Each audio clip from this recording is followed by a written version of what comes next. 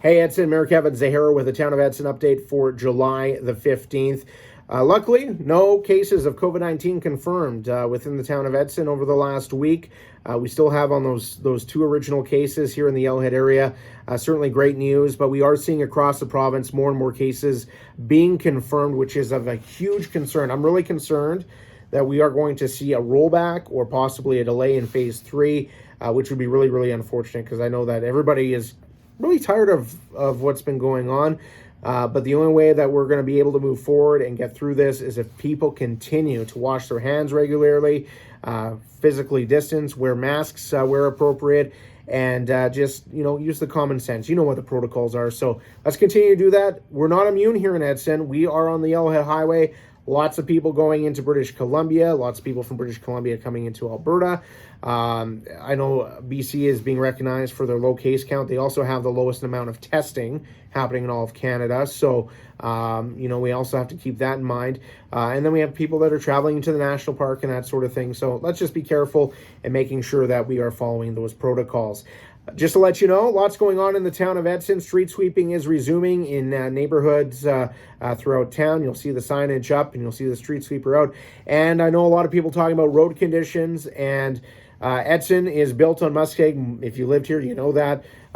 So that obviously creates some problems sometimes with our infrastructure. We've also had a very wet spring and a very wet year last year, and old infrastructure. We're a community over 100 years old. That's not an excuse. I'm just explaining the situation that we have to deal with. And council has budgeted $1.2 million worth for asphalt this year. And work is going to be getting underway July 25th, weather permitting. A lot of work's been done on West Haven Drive. If you live in that neighborhood, lots of road closures. Thank you for all the residents for their patience as roads have been closed periodically, as catch basins and some underground infrastructure have been upgraded and dealt with.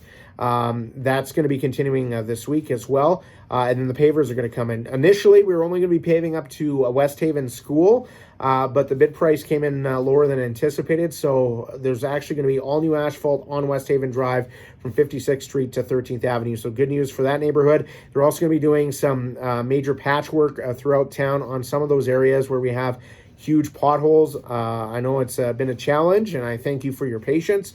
So they're going to be dealing with some of that. We do have a ton of work to do. We're not going to be able to get everything done. Crews will be doing patch work throughout the summer as well. And then we have another $1.2 million worth of work scheduled for next year as a part of our capital plan. We also have done a complete road assessment this year. You might have seen the truck going around town scanning the roads. They're actually looking at the subsurface of those roads to see where those issues are so we can get on top of them quicker and deal with those in a more proactive fashion rather than reactionary when we see those huge potholes pop up throughout our community. Of course, road spraying occurring as well, crack sealing and that sort of thing. So thank you for your patience. I do know that this year has been incredibly difficult. We see that on the highway as well with what conditions that we have been seeing. Big event happening over the next number of days. A huge shout out going out to Leona Pelkey in your drawers. Be sure to visit her store and all the other local retailers because they are hosting a mini Sidewalk Jamboree this week. Starting tomorrow, you'll see the barricades up.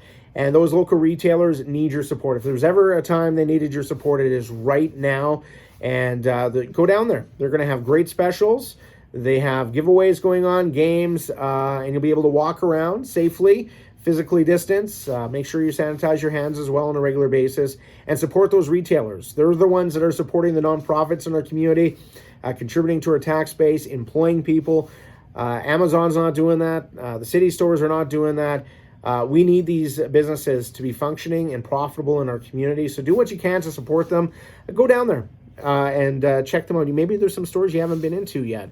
There's all kinds of neat shops that you can go visit, restaurants, and support our local retailers over the next number of days with that mini Sidewalk Jamboree and show your support during this incredibly difficult time in our economy and in our community as we're dealing with COVID-19 and the slowdown in natural gas, oil, coal, for example. So once again, thank you to Leona for making this all happen and all the retailers that are contributing to the mini Sidewalk Jamboree. On that note, thank you, Edson. That's my update for this week. Do want to say, let you know that coming up on Tuesday, for those that are not already aware, there's going to be a public hearing for a development on 63rd Street. We have received an incredible amount of correspondence, both for and against. And it's really important we receive that feedback because that really drives the decision-making process at council. And so thank you for your feedback. If you haven't registered and you do want to speak at that public hearing, you have to do so ahead of time. It's going to be conducted via Zoom due to the COVID-19 restrictions in place. You can register by going to the Town of Edson website, following the links there, or contact our planning department, engineering and planning at edson.ca, or by giving them a call, 780-723-4402. And I've almost forgotten. Pedestrian crossing lights going to be going in on Friday. You'll see crews installing those on Friday at various locations throughout the town of Edson, so be sure to give them room to work. We were originally only going to be doing 3 sets this year. Once again, bid prices came in lower than anticipated, so we bumped that up to 5. And then TC Energy, our friends at TC Energy, came out with a huge contribution, allowing us to do 7 pedestrian crossing lights in residential neighborhoods throughout Edson. So thank you for that contribution, TC Energy, and we continue to work with Alberta Transportation on the highway corridor. This aligns with Council's strategic priorities of making Edson a more pedestrian-friendly community, improving the safety and the health of our community as well. We will continue to work on that, and I am very hopeful. I was hoping I was going to be able to share some news with you on 55th Street and 4th Avenue. I know that's a big topic, and it has been on for many years. I can't give you any details on that yet, but I'm hopeful that we're going to see some movement on that location very, very soon. Thank you, Edson. Have a great week. We'll talk to you next Wednesday.